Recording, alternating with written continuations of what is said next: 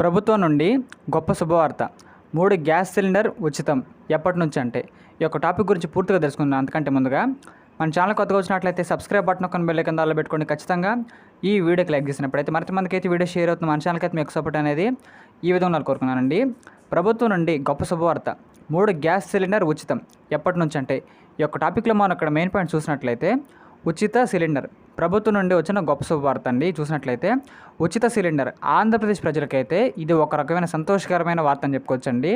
ఏడాదికి 3 గ్యాస్ సిలిండర్లు ఉచితంగా అందిస్తాను మనకైతే ఎన్నికల ముందు ఇచ్చిన హామీలు ఒకటని చెప్పుకోవచ్చండి. అయితే అదేవిధంగా ఎన్డీఏ సంకీర్ణ ప్రభుత్వం ఏర్పడిన తర్వాత ఉచిత గ్యాస్ సిలిండర్పై త్వరలో మనకైతే సానుకూల ప్రకటన కూడా మనకైతే రాబోతుందని ఒక ప్రకటన రావడం జరిగిందండి.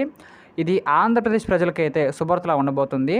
ఏడాదికి 3 గ్యాస్ సిలిండర్లు ఉచితంగా అందిస్తున్నాను మనకైతే ఎన్నికల ముందు ఇచ్చిన హామీలు ఒకటని చెప్పుకోవచ్చు. అయితే ఎన్డీఏ సంకీర్ణ ప్రభుత్వం ఏర్పడిన తర్వాత మనకి దీనికి సంబంధించిన ఒక అఫీషియల్ బిట్ రాబోతుందండి. ఎన్నికల ముందు ఇచ్చిన 6 వాగ్దానాలతో పాటు ప్రతి ఇంటికి 3 గ్యాస్ సిలిండర్ మనకైతే ఏడాదికి ఉచితంగా అందజేస్తామని టీడీపీ ప్రభుత్వం చెప్పడం జరిగిందండి. దీనిపై ఇప్పుడు ప్రభుత్వం క్లారిటీ అయితే ఇచ్చింది. ఈ నేపథ్యంలో పౌర సరఫరాల శాఖ మంత్రి నాదెండ్ల మనోహర్ గారు కీలక ప్రకటన చేశారండి. బుధవారం జరుగుతున్న అసెంబ్లీ సమావేశంలో మంత్రి ఈ విషయాన్ని ప్రకటించారు. రాష్ట్రంలో అర్హులైన వారందరూ కూడా ఏడాదిలో 3 గ్యాస్ సిలిండర్లు ఉచితంగా అందజేసే దీపం యోజన పథకం మేము త్వరలోనే అమలు చేస్తామని మనోహర్ గారితో తెలపడం జరిగిందండి. 3 గ్యాస్ సిలిండర్లను ఉచితంగా ఇచ్చే పథకం అమలుపై సంబంధిత శాఖ అధికారులతో చర్చించి త్వరలో నిర్ణయం తీసుకుంటామని అసెంబ్లీ సమావేశాల్లో నాదెండ్ల మనోహర్ గారు చెప్పడం జరిగిందండి. రాష్ట్రంలోని పేద మధ్యతరగతి ప్రజలకు రేషన్ షాపుల్లో తక్కువ ధరకు నిత్యావసర వస్తువులు కూడా దొరికేలా చేస్తామని చెప్పడం జరుగుతుంది.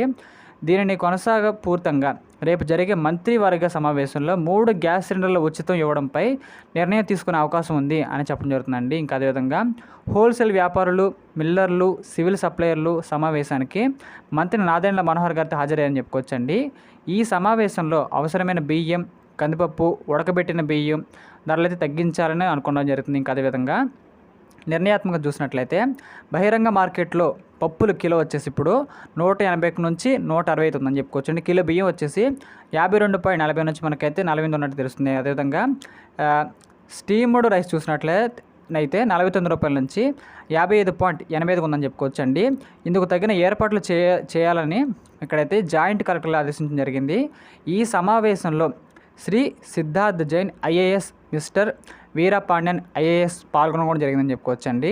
ఈ విధంగా మనకైతే కొన్ని కొత్త మార్పులు రాబోతున్నాయి. మన యొక్క పదార్థాల్లో కూడా మనకైతే ఇక్కడ భారీగా ధరల్లో కూడా మనకైతే మార్పులు కూడా రాబోతున్నాయి అనే పాయింట్ మనకైతే ఈ విధంగా స్పష్టంగా అర్థమైంది అని చెప్పుకోవచ్చు అండి ప్రకారంగా. అందువల్ల మనకైతే మన మంత్రి నాదెండ్ల మనోహర్ గారు చెప్పడం జరిగిందండి.